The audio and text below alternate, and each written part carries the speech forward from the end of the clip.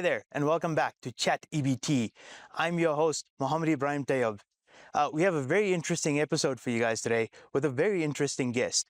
We're going to explore topics such as success, growth, as well as driving towards passion in today's episode, Coaching Your Way to Success. I'd like to introduce my guest, Ridwaan Saleh. Ridwaan, thanks for joining us, man. Thanks, Ibrahim. So happy to be here. Thank you for this opportunity to share a little bit about what I'm doing. Yeah, so thank you very much. No, it's our pleasure. We're very, very happy to have you. So, Ridwaan, I always say this. I know I'm not going to do your background or your introduction much justice. So, tell us a little bit about yourself. So, Ibrahim, at the moment, Alhamdulillah, I am a UEFA B candidate. I've just completed my practical examinations for the UEFA B license, And that's in coaching, right? And that's in football coaching. Yeah. So I've just completed that, and I have an extensive background in terms of playing the game from a young age. Started out at the age of 6, playing the game, at the local club in the community, and then developed that until I reached the Wits University Youth Academy back in 1999. So that's a long time ago now. So played for Wits University between the years of 1999 and 2002. And at that particular point in time, I had to step away from the game.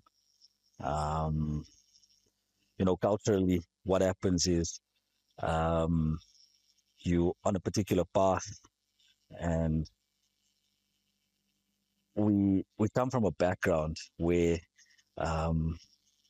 you're accustomed to completing your high school, then following the footsteps in terms of going to university, and from university then going on to the corporate world. So you can imagine back in 1999, wanting to play professional football in South Africa it's just a dream, and it's a dream that not many Muslim parents can actually envision at the time. Unfortunately, I didn't have the blessing of my parents at the time. They felt that I needed to pursue a career in in the corporate world. Yeah. And so I gave up my playing career, so to speak, and just continued playing socially. But the game has always stuck with me. It's always stuck with me, and it's always been something that I've thoroughly enjoyed. And I think it's my way now of taking my passion that I have for the game and turning it into something where I can give back. Yeah.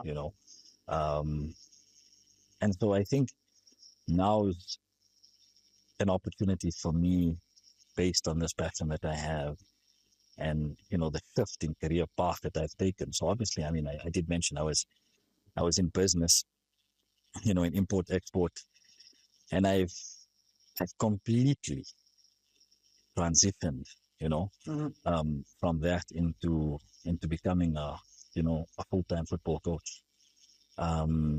Which, I mean, if you asked me about that 10 years ago, I say to you, no, it's not something that I could see. But this is where I am today, alhamdulillah. And so I think for me now it's about giving back to the to the kids in the community, trying to develop a pathway for them, to um, to aspire and to fully reach, the professional league. Yeah. Um, and showing them what is possible in the current world that we live in today. I think for me now it's about taking this passion that I have for the game and opening up channels, you know, for kids from my academy. So I've now set up an academy, alhamdulillah, in Centurion, Victoria, and the academy goes by the name of RSA Football Academy, and ideally it's about grooming these kids who have the desire to want to play professional football. Yeah. And creating a pathway for them. Of course, I mean, many of them want to just play the game socially. Yeah. And there's absolutely nothing wrong with that. You know, it still gives them an opportunity to play. It still gives them an opportunity to make friends. And I think the game of football gives them so much more than just learning how to play football. It gives them, um, it gives them, you know, uh, discipline in terms of um, commitment, you know, to training sessions, keeping to time, um, you know, being involved as part of a team, you know, um, playing for one another, you know. And Um, bringing in a whole range of soft skills as well. Not just actual athletic skills. Put it that way. Absolutely. Life skills that, I mean, we all need, yeah, 100%. to navigate the corporate world, to navigate the business world, yeah. And I mean, you learn so many of these important lessons on the football pitch. And that's why I say I think football's given me so much more than just, the ability to have played the game. Yeah. And now the ability to coach it, you know. Um, and so I think for me, it's about giving back to the community now in terms of, you know, creating a platform for young kids to develop the skill of football, and for those that want to actually push on, yeah, further in terms of developing themselves to become professional footballers, to say, look, listen, um, I can do this. Yeah.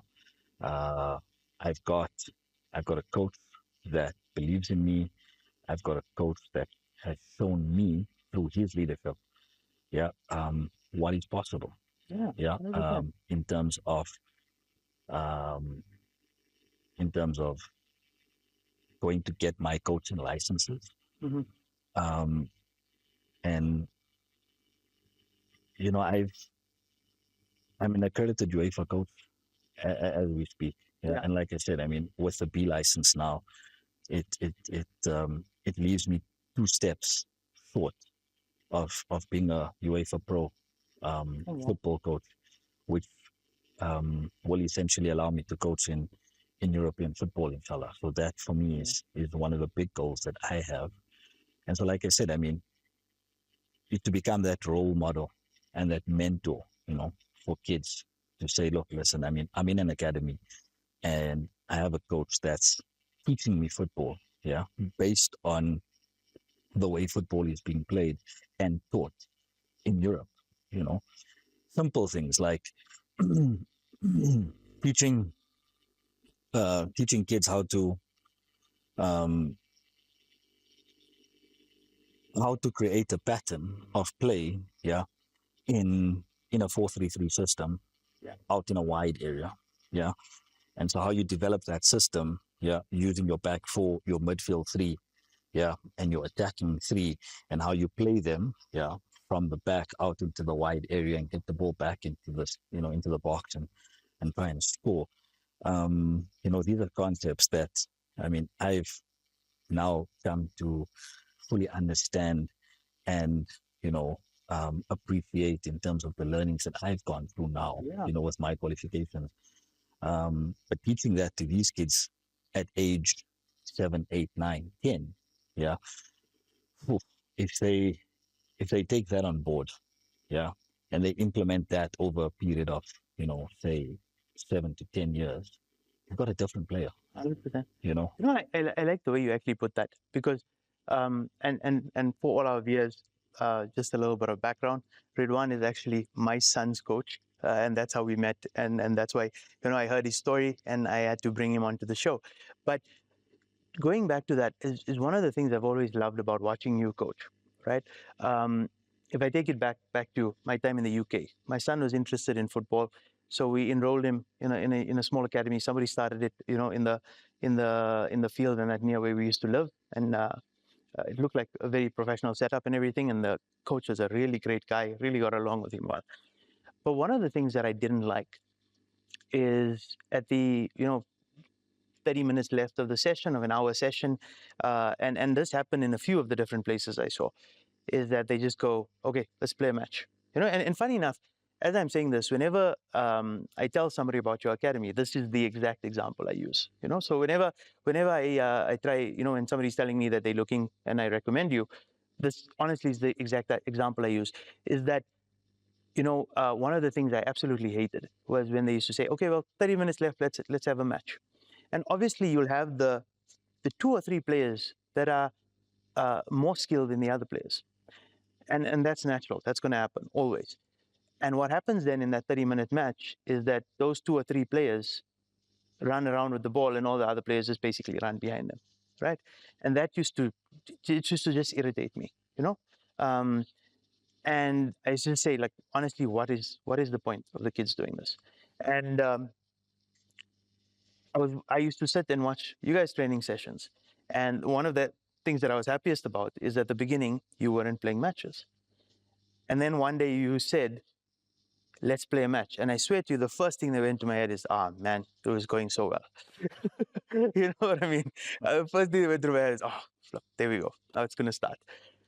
But the way you played those matches was much different than the way that I'd seen previously, right? So you used the matches as a way to actually enhance the coaching experience and actually give the boys and girls that real match feel while still coaching.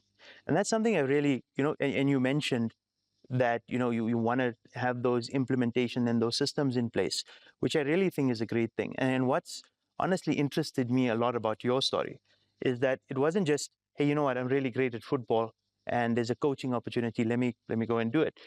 You actually took the time to go and get the proper training. As you mentioned, you UEFA certified, you're on your way to becoming a professional coach. You're doing sort of like, if I could say it in a layman's term, the proper way, right?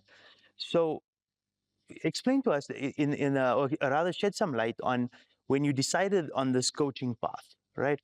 What made you say, okay, I want to do it this way, as opposed to just, hey, you know what, let me start coaching and see how it goes from there and if it becomes something. So that's a very interesting question, Ibi. Um,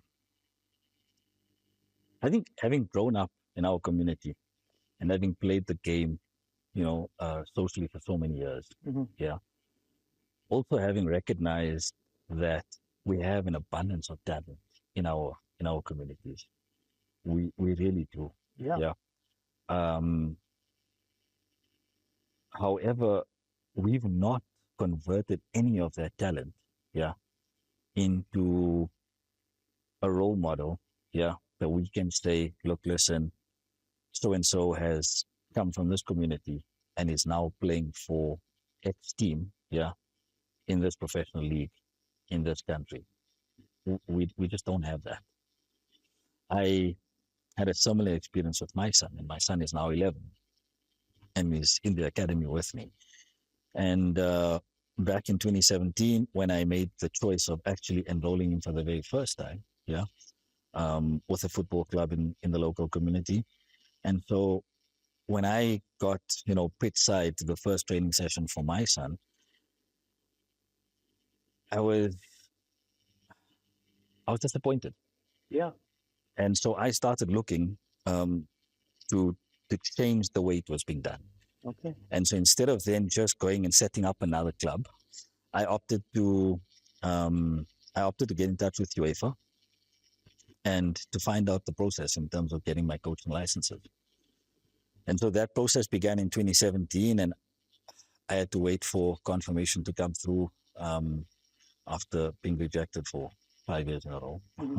I eventually got accepted onto the program in 2022.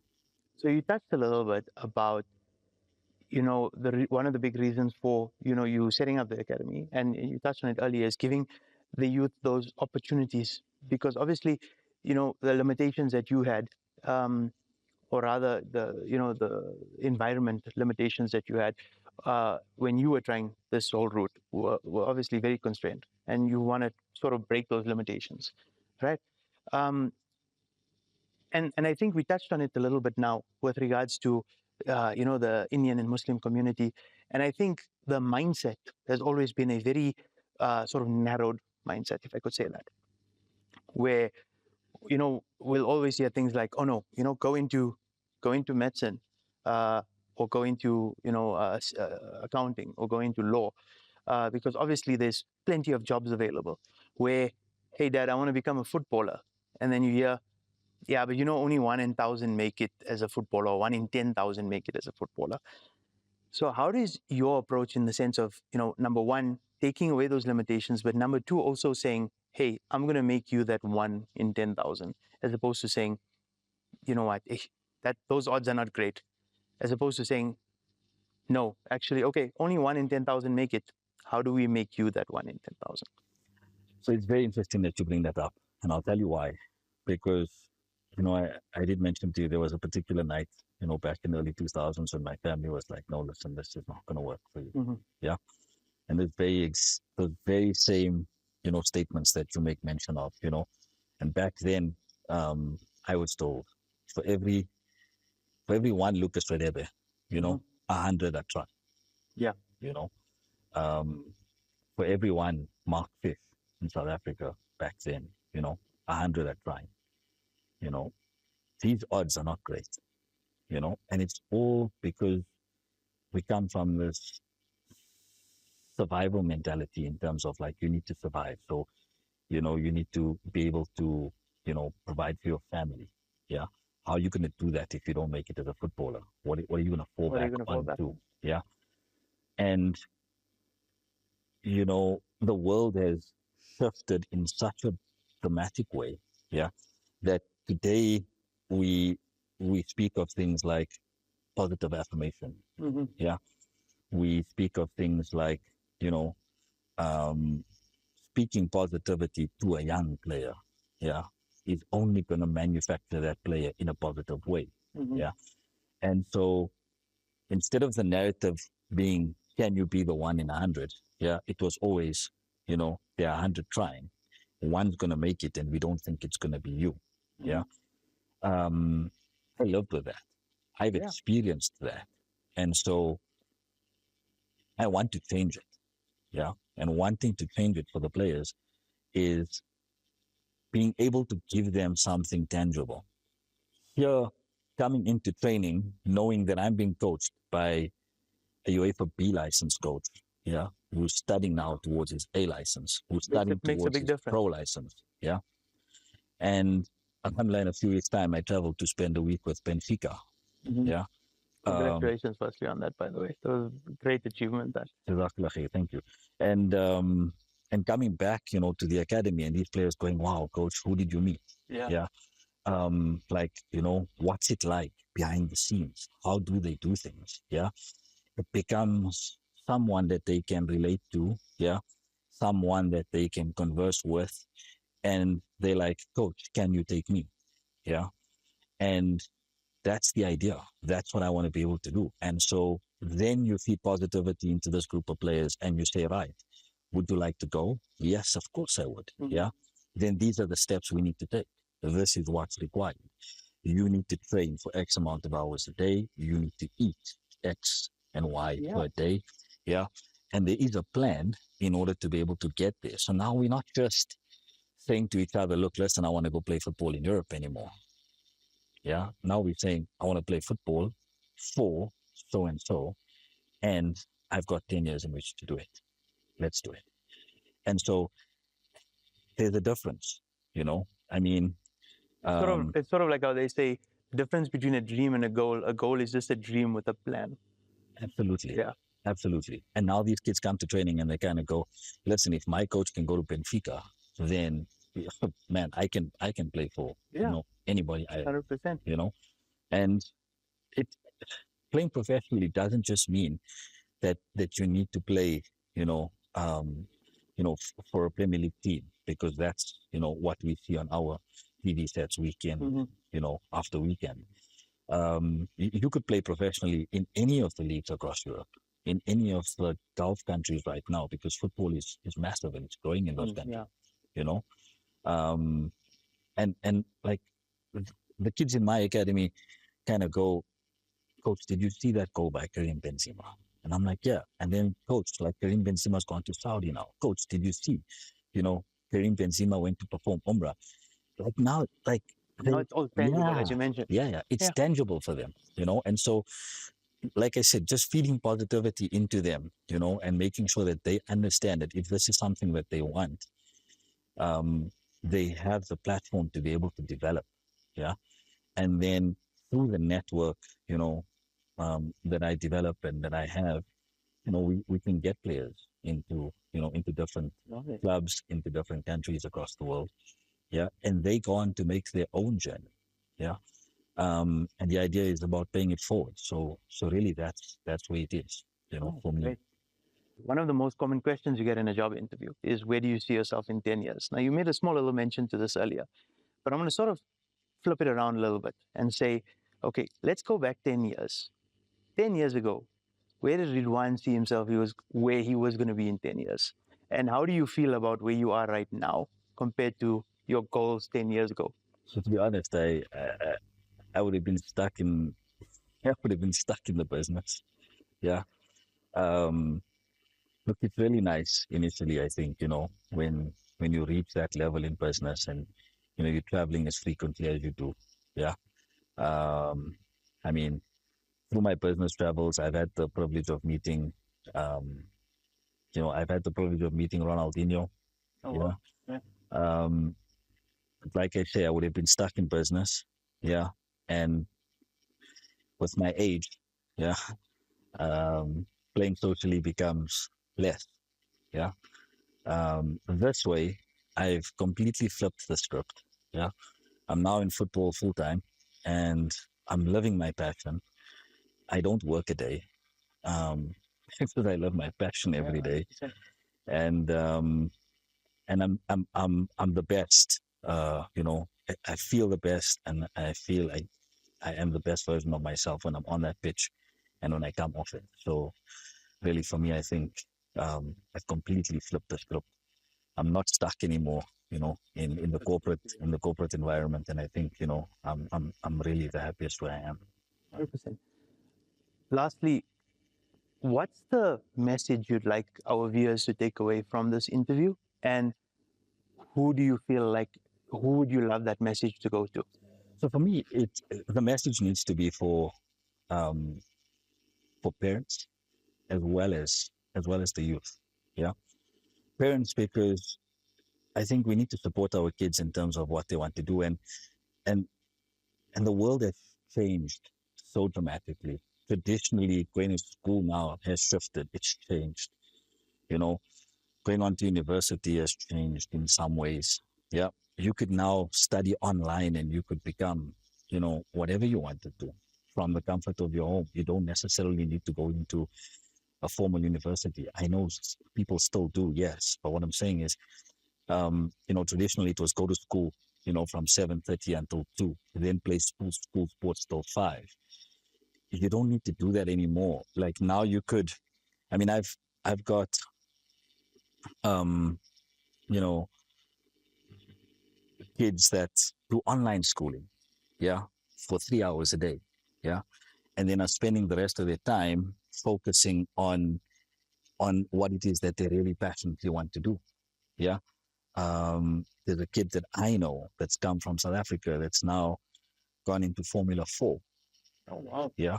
Has been racing the European circuit now for the last 5 years. Yeah. Schooling online.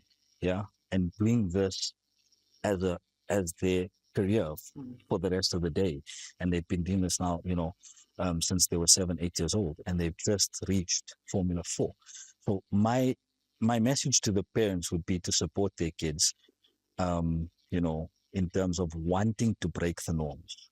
Yeah. 100%. And giving them an opportunity to be able to flourish in a career path where they are going to be of benefit, not just to themselves, their families and their communities. Yeah. So to break away from the traditional way of thinking, yeah, and to hold tight onto the values that we have, yes, but to find that balance between holding on to the values that we have and to be able to allow them to express themselves and venture out into a different sort of career path, than ones that we traditionally were, prescribed. Prescribed. No, 100%. I can't agree with you more. And yeah, I mean, I think that's something that we definitely need to look upon more. I mean, being a parent now, I think that's something that, we need to really hold on to and look at that as an opportunity more than anything else for our children. But Absolutely. yeah, Ridwaan, I can't thank you enough for joining us today on the show. It's been an absolute pleasure talking to you. I love, Thank you so much. even in the general chats that we have, I always have a pleasure talking to you. So I really wanted to get you on the show to share your story. I mean, and I'm so glad we did. I'm so glad the Thank you viewers so are going to much. get an opportunity to No, see really, this I side. appreciate it and may this be the first of many. And No, maybe we have this 100%. opportunity again. No, Jazakallah. Thank you so much. Thank you. Once again, thank you so much for joining us right here on Chat EBT.